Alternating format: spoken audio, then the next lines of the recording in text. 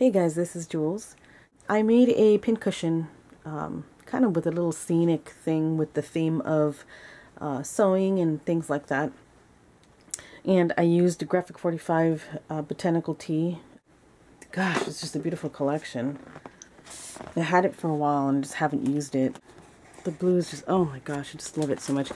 Okay, so I've been wanting to make a pincushion like forever, and I decided to use a recycled packing tape roll.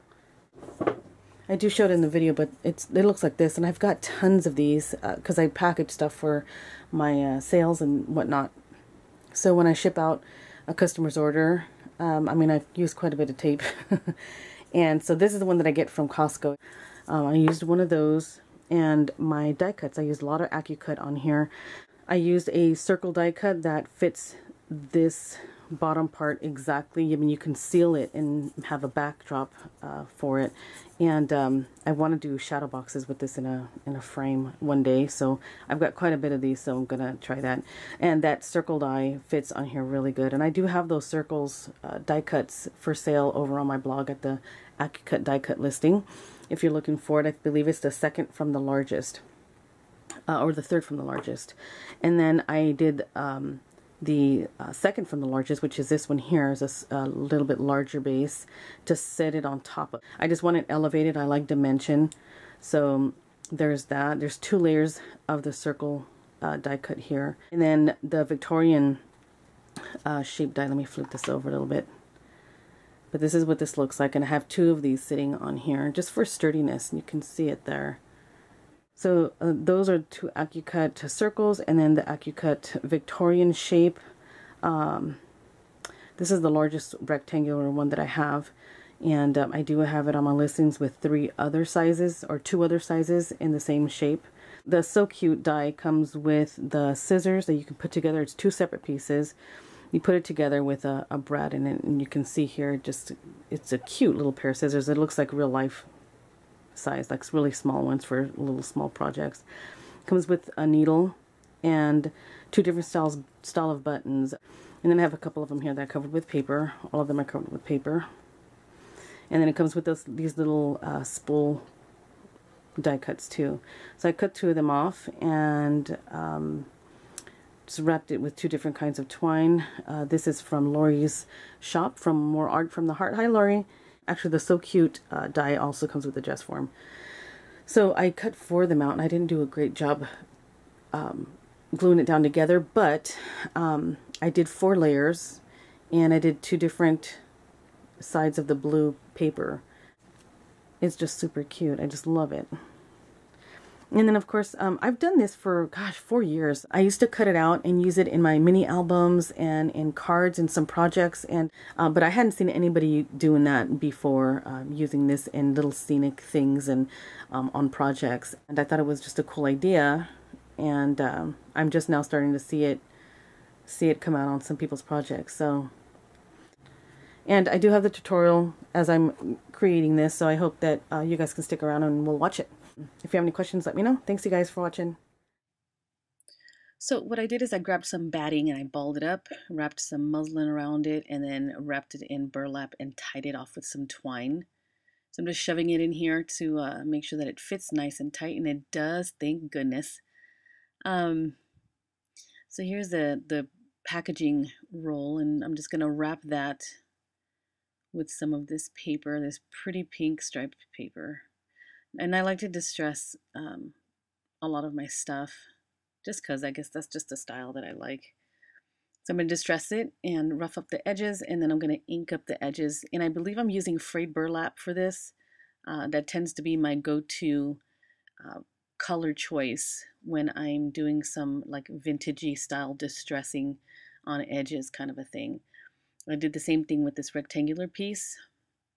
And I didn't die cut it to fit the exact shape. I think I just wanted to show those borders off. So I just cut the paper in a rectangular shape so that the actual scalloped corners would show really nicely. Such a beautiful collection. I love it.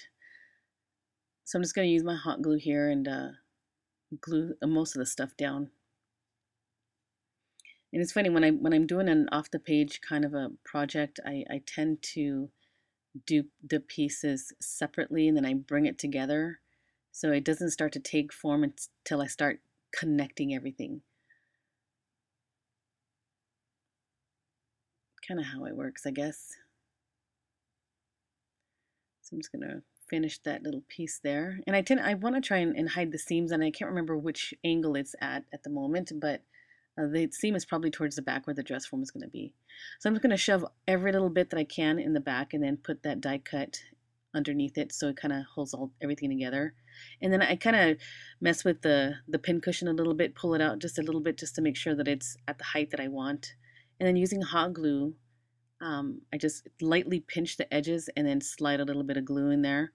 And hot glue with fabric, it holds pretty good. So it held it pretty good for me. So I was happy with it. Here I'm going to use some, I think this is Fabri-Tac.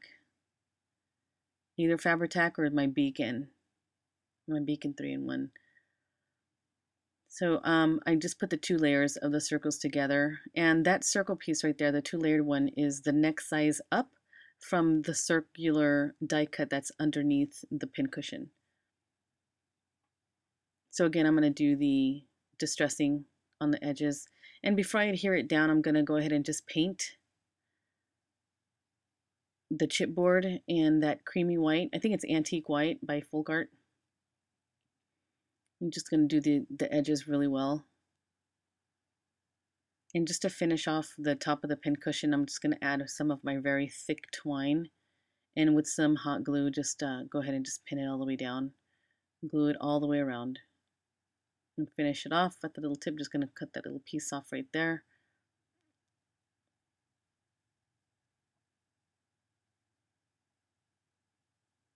And we're done. So using my Martha Stewart, it's a doily punch. I'm going to go ahead and just cut the edges here. I'm going to cut a slip, probably a couple of inches, and then I'll do the the punching on the other side. So I'm kind of creating a paper lace, strip of paper lace. Distress that, ink it, and that'll go down on the rectangular piece. Just so that I have more of a platform to set some of the little die cut pieces down. I'm going to put that pincushion towards the back part of that rectangular die cut and then add my dress form towards the back.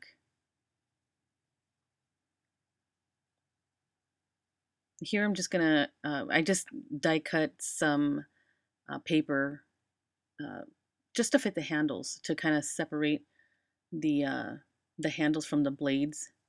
And it just kind of gives it a little bit more texture, I guess, more color. And a bling brad there, and it looks almost real. Super cute. So for adhering this paper, sometimes I like to use my Scotch quick dry adhesive. It dries so fast. Once it's down, it's pretty much down. So if you ever use it, remember that it dries pretty quickly. But I like to spread it too, because otherwise I'll feel the lumps underneath it if I don't spread it. So I'm going to layer them together, all 4 pieces, to kind of make it more 3D.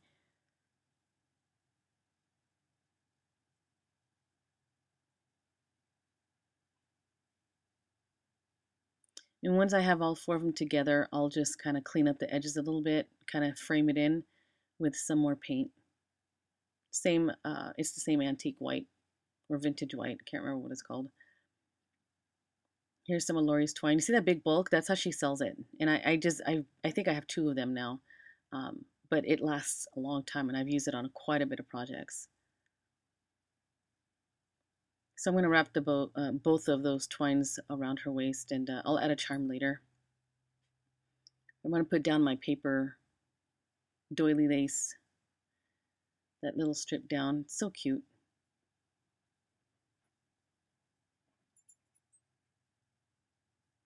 And I'm just going to add a little bit of a sliver of some blue paper from the collection, and that's really just going to tie in the blue that is that little doily lace paper strip that I put down, and then the blue paper that's on the dress form. So just kind of connects all them pieces.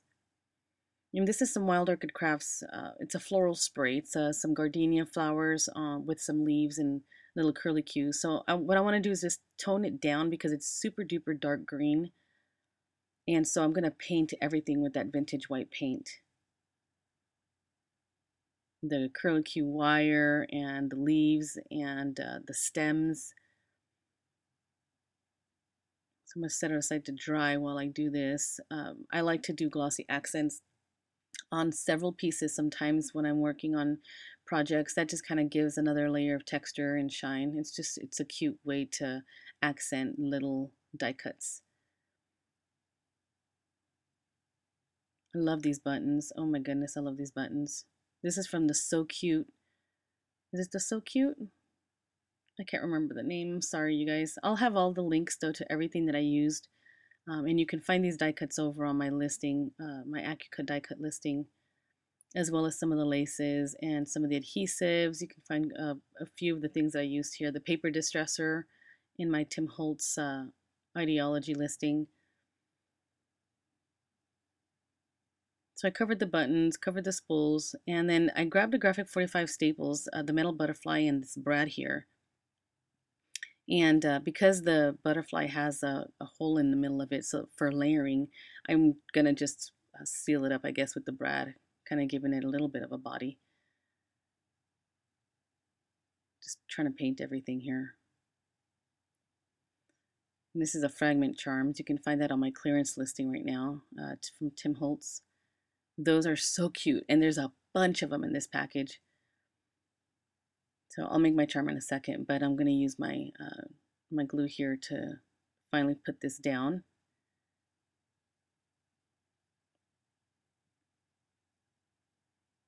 And then again with the twine, this is pink jute, and then I'll use Lori's little ivory string or yarn. I'm not quite sure what it is.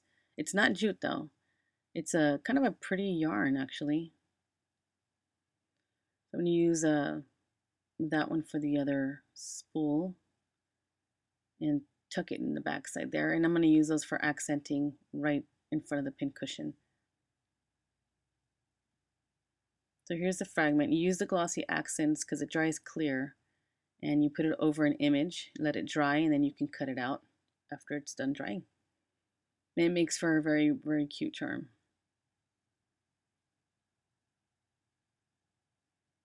So here I'm just adhering things down. And I'll adhere pretty much everything that you see there except for the scissors. I kind of want to prop it up a little bit, and I didn't want to hide it with the flowers and things that I'm going to put on there. So I'm going to set it aside, but it's probably the only thing that I'll set aside. I'll put my little needles down.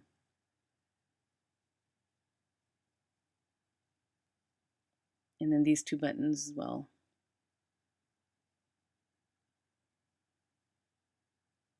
So far, so good. It's taking shape. All right, so here's a spray. I just kind of pulled it apart, and I'm going to try and situate it where the dress form, there's nothing in its way where, you know, in the area that I want to glue her down on. But just trying to figure out where to place the flowers so that it's not in her way. And what I wanted to do is kind of surround her, the stand, with flowers to kind of help support her. Since she's on that little stand, I didn't want her to just pop off. So I did put a few flowers around her. And here's the charm on a garment pin. And I have a really close-up photo of it on my blog if you guys want to take a peek. It's a cute little bee. A little bit more paint on my butterfly. And here's the weird part. I'm not exactly excited about what I did here with the microbeads in it. I just wanted to play with the microbeads and figured this was a chance to do it. So I did a border of glossy accents just around the edges of the butterfly, and then put the microbeads in there. And some of it stuck to the paint, but I also put some more glossy accents in there. And the surrounding edges dried, and they dried blue. I don't know how I did that and why I did it only on the edges and not in the center, but it was just kind of weird. And then I ended up doing a little bit of glossy accents on the back side here of her wings. which is kind of what I did, made it look like wings. And it turned a little bit blue as well, and you might be able to see that in the pictures. It just feels kind of weird how it just dried like that. I don't understand how it did that. Oh well, I'll call it a happy accident. So I'm going to use some Wild Orchid Crafts flowers. Those are not the most brand newest ones, but they came towards the end of my term. There's some new flowers out there now. I got to get them. So here I'm going to prop up my scissors on the flower and just glue it down there and make sure that it doesn't move. I got to do the other end here. And then I wanted to add some more flowers. So I did some tan colored ones, some blue ones, and some Martha Stewart little punch outs of some leaves. And actually I called it an olive branch, and I don't know where that came from, but here's some. I just punched a few out from a green side of some of the designer paper and just tucked it, oh my gosh, tucked it behind certain areas around the pincushion. Goodness gracious. So I'm just going to glue those down. And basically, that's it. Thanks for watching, you guys. Please visit my blog for detailed pictures and a product list. The link's below. Have a great day.